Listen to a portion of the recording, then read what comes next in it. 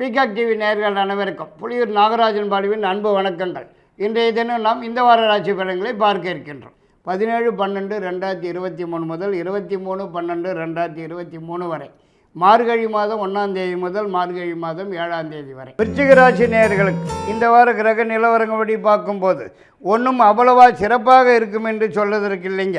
எந்த பக்கம் பார்த்தாலும் இடிக்குதுங்களே, முன்ன போனால் முட்டுது, பின்ன வந்தால் உதைக்குதுங்கிறது கதை தானுங்க. மேலும் நீங்கள் சிவனேனி வீட்டில் இருந்தாலும் வீண் சிக்கல்கள், வீண் பிரச்சனைகள், வீண் தொந்தரவுகள், வீண் பம்புகள் இப்படி ஏதாவது ஒன்று மாற்றி ஒன்றுன்னு வீடு தேடி வந்து சேருவதற்குத்தான் வாய்ப்பு காணப்படுகிறது.